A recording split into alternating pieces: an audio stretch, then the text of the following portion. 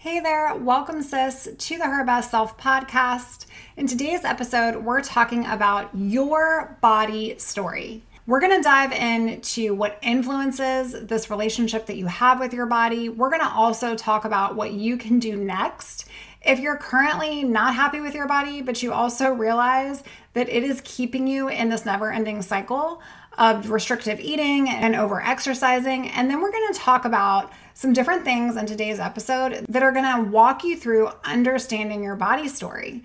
And by the end of the time together today, you're going to have a framework, friend, for how you can rewrite your story. Here we go.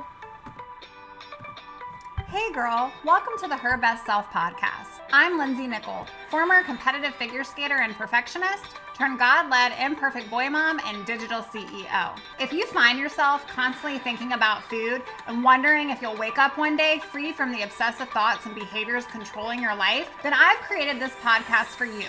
Because I know exactly what it's like to be a downright hot mess, trapped in a destructive cycle of disordered eating. I finally found freedom, and you can too, girlfriend. So if you're ready to heal your relationship with food and body and break the chains of control and show up in your best health, then grab your favorite Tarjay journal and let's get to it. So you can start living your best life as your best self. Hey there, beautiful friend. Welcome back to the pod. I want to talk to you today about this powerful conversation and speak directly to you if you're listening to this feeling exhausted. Exhausted from restricting your food, girl. Exhausted from punishing yourself and your body with endless workouts or never having a day off. And from trying to shrink yourself while also trying to show up as a leader in every other area of your life. I so see you. I spent so much time trying to be in this perfect body, and maybe you're feeling like you've also just spent so much time trying to be in this perfect body while managing a career, a family, and everyone else's needs. And you're just ready to stop the madness. I'm here to tell you that your prison that you've built around this controlling relationship with food and exercise, it doesn't have to be your forever home, sis. So I want to invite you to my personalized experience, specifically designed for high-achieving women who are ready to break free from this restrictive exercise repeat cycle that is stealing your energy, your joy, and your life. And if you're tired of living as the perfect leader everywhere except in your relationship with your own body and yourself, then I want to chat with you. So one important thing that I like to share with potential clients, and even if you're a current client of mine, is that other eating disorder coaches focus on, yes, changing your relationship with food. And I certainly do that as well. But I also help you discover who you are without the eating disorder in the driver's side, or without these restrictive, unhealthy patterns leading your life. As a former professional figure skater turned coach, I totally understand the perfectionist mindset that created the struggle.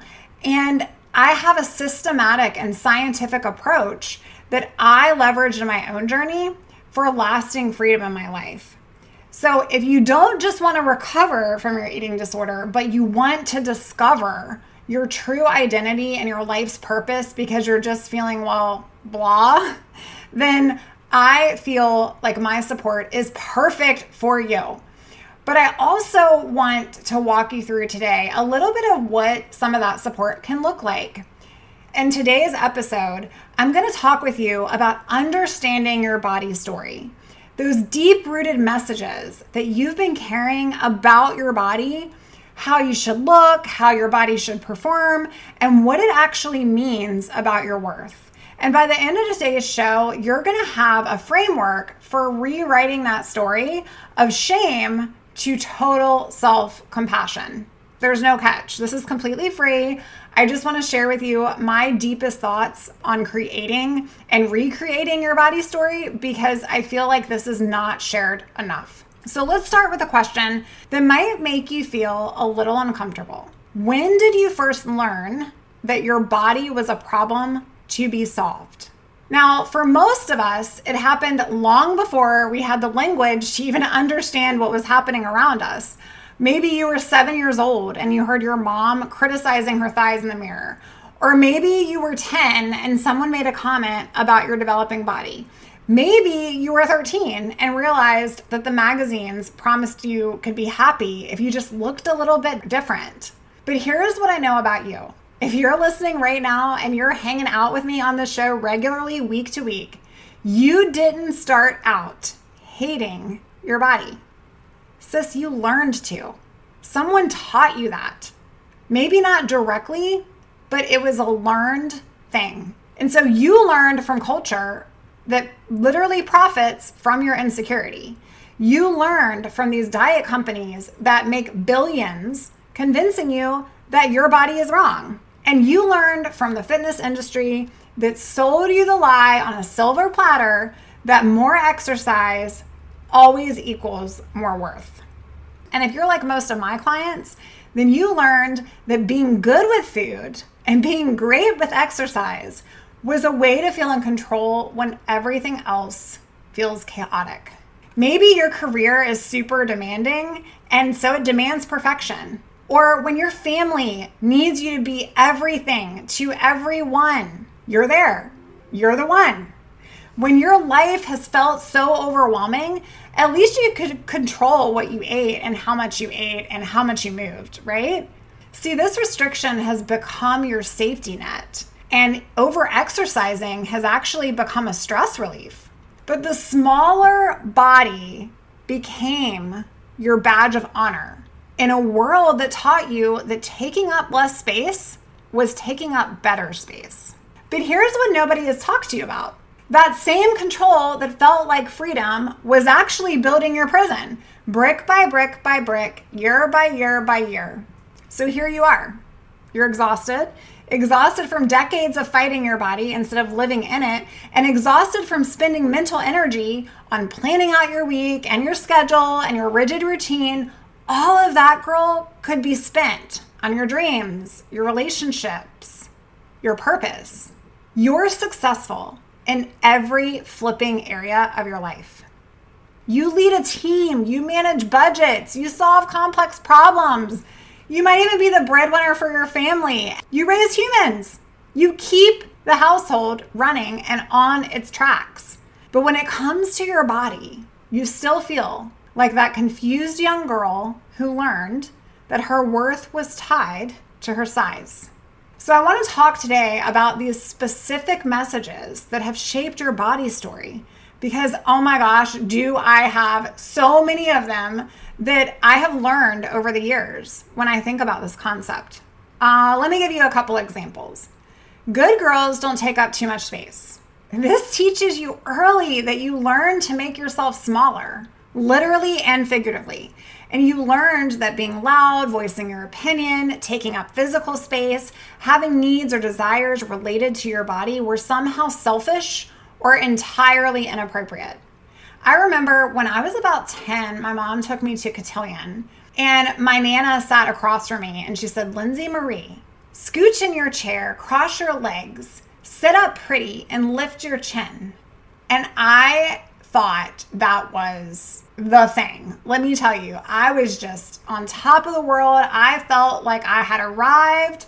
I was a woman, even though I was 10. And I learned really young that is how I needed to be. I needed to be perfect. I needed to sit perfectly. I needed to wear the perfect dress. I didn't want to get anything on it. Like, I learned that. Maybe you learned another message. Your body is your responsibility to control. Maybe you internalized this message that if you just had enough willpower, enough discipline, enough dedication, you can make your body into whatever society deemed as acceptable. And this is that thought process that I certainly put on myself, where my body became a project. Maybe, sis, your body has become a project instead of your home, instead of something you nourish and love and honor. Here's another message. Thin equals healthy. Healthy equals worthy. Big equals bad. You learned to equate that the number on the scale measures your value as a person. You learned that being good with food made you morally superior. And you learned that exercise was something that you had to do as an obligation, not simply a pleasure to move. I'm going to give you a couple more examples. Successful women have it all together. They're perfect in all the things, including their bodies. See, as a high achiever, you learned that controlling your body was just another item on your success checklist. If you could excel at work, at parenting, at managing all the things, wearing all the hats, then surely you could excel at having the perfect body too, am I right? And here's the last one I want to share with you. Your body's primary purpose is to look good for other people. Society has taught you, friend, and you learned that your body exists for external validation. So many messages in our culture refuse to offer what is actually internal satisfaction. You learn to see yourself through the lens of other people instead of your own eyes. And these messages, they don't come from one single source. They come from everywhere. Maybe it's family comments or media images, peer comparisons, maybe even a medical professional who equated your worth with your BMI. I have had so many people say so many different comments over the years. It's literally impossible to think back of all the comments. I remember one of my Pilates instructors who promised transformation of my body. Think about you in your personal life. Like, think of that diet program that sold you temporary fixes, but left you with permanent insecurities. And here's the thing about all these messages. They worked. They kept you small. They kept you compliant. They kept you constantly striving for more and always consuming more products and more programs that are just going to promise you a fix. But here's the real truth, girl. Nothing was actually broken. You're not that young girl anymore. You are a powerful, strong woman with wisdom and experience. And now you have a choice to choose differently. So I want you to really consider what carrying all of these stories has cost you. Here's number one, your energy. I mean, how much mental energy have you spent calculating calories, planning workouts, worrying about how you look, avoiding certain foods or situations? That energy that could have been directed towards so many amazing things. Here's number two, your presence. How many moments with your family have you missed because you were worried about what you were eating? How many social events have you avoided because you didn't like how you looked? How many opportunities, girl, have you declined because you are waiting until you felt better in your body? Here is number three, you lose your authentic self. The woman that you are when you're not worried about food or exercise, she is magnificent. Do you hear me? She is creative. She is brave. She is powerful. She is incredible. She is vibrant, and she is freaking magnetic. But she's been buried under years of body shame and food rules and never feeling good enough. You've also cost yourself, number four, your physical health. The chronic restriction and the over-exercising that you think is keeping you healthy is actually creating substantial stress on your body. Your hormones are imbalanced, your metabolism gets confused, your nervous system is in constant fight or flight mode, and maybe you feel like you're fine and everything's fine on the surface, but friend, you do not really know what's going on inside of you. Here's number five. This kind of messaging has cost you your emotional well-being. Not just your physical health, but your emotional health. Living in a body that you're constantly trying to change, it is so exhausting. Ask me how I know. It creates so much anxiety and depression and irritability and a constant sense that you're simply not okay. You're not enough. Here's number six, your relationships. When you're preoccupied with your body, you can't be fully present for the people that you love. You just can't. And when you're restricting or over-exercising, you're moody, you're tired, you're not a good spouse, you're not a good mom, and this affects you and how you show up in your relationships. But here is the most painful cost that I want to bring to your awareness today. Number seven, your dreams. Sis, how many things have you put on hold until you reach a certain weight or body composition? How many adventures have you delayed? How many goals have you simply abandoned because you were too preoccupied with your changing body, your weight, your exercise routine, your rigid eating habits? Here's what I want you to understand. Your body story up until now has been written by other people, their expectations, cultural messages, and all of these industries that are profiting from your insecurity. But here's where your power lies. You have the power to rewrite this. Like, you're not done. We are just getting started, sis. Your new body story starts right here today with this simple truth: that your body is not a problem to be solved. It is not a mathematical equation. It is a miracle to be appreciated. Your body has carried you through decades of this life, and it's adapted to the stress, and it has healed you from the injuries. It literally works tirelessly to keep you alive and functioning, and it's time to stop being at war with it. Health is not a size. True health, it includes your mental well-being, it includes your energy levels, and your ability to do things that you love. None of these things require you to be a certain weight or a certain size. Listen up about this part of your new body story. You're allowed to take up space. And I don't mean space on a bus, although that's perfectly fine too. I mean space as a leader, as a woman, as a human. You're allowed to have needs. You're allowed to have desires. You're allowed to exist fully in your body without apologizing for it. You're allowed to speak and voice your truth. And your new body story recognizes this power, that you get to decide what your body does and how you treat it. Not your mom's voice, not your nana's voice, not diet culture's voice, not the fitness industry, not even your well-loving friends. Like, you get to decide what feels good for you, what serves you, what aligns with you and your life and where you're headed next. So what would your new rewritten body story sound like? Let me give you some ideas to try on. My body is wise and capable. It knows how much food it needs and what kind of movements feel good for it. I trust it to find its natural, healthy state. And my worth has nothing to do with my size. I'm valuable because I exist, because I contribute, because I love and I am loved. And this body that I'm living in is the vehicle for my life. It is not a determiner of my value.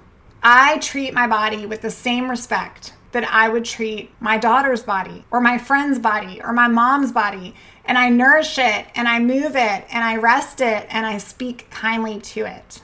My body is not the enemy. It's my home. And I choose today to make it peaceful and a nourishing place to live. Friend, rewriting your body story, it isn't just about changing your thoughts or talking through these wonderful new mantras, which I realize I give to you regularly. Like, I want you to speak truth into your life. But it really starts with changing one decision, one meal, one moment of choosing self-compassion over self-criticism. So here's what I want you to try on for this week to really start rewriting all of what has happened over years and decades in your life that has created this negative body story in your mind.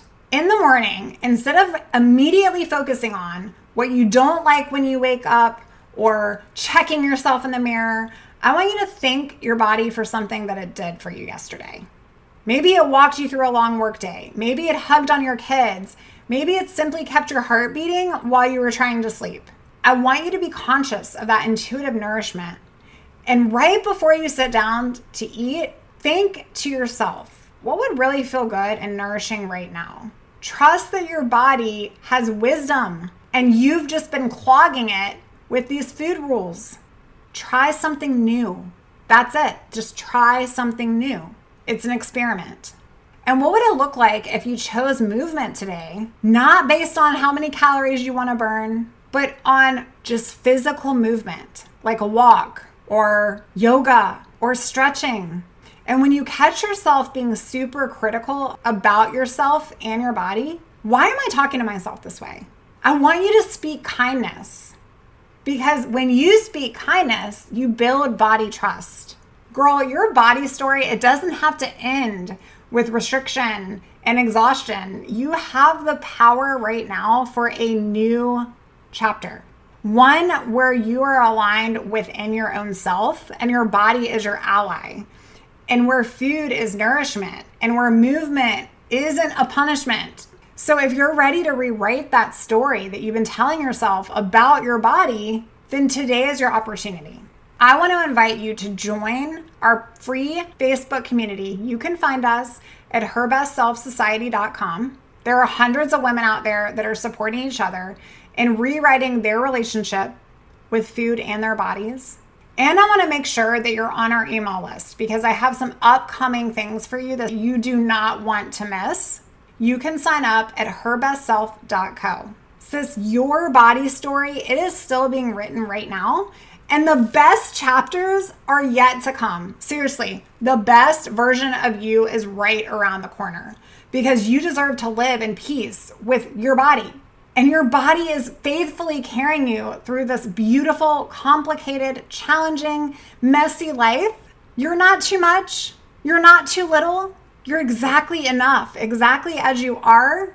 It's okay to take up space. I hope today has given you something to mold into your journaling practice. If that's something that you do regularly, which I highly encourage. Write about, like, who has influenced my body story? When do I remember thinking certain things in my life that led me to this place? And how can I rewrite that story so that I can stand in my truth and so that I can crush the next chapter? Friend, I hope this one has inspired you. Share it with somebody that you love. And just know that I love you and I'm rooting for you along the way. Talk to you soon, girl. Bye for now. Oh, friend, thank you so much for letting me share what was on my heart today. My hope for this podcast is to help more women find freedom from food and body.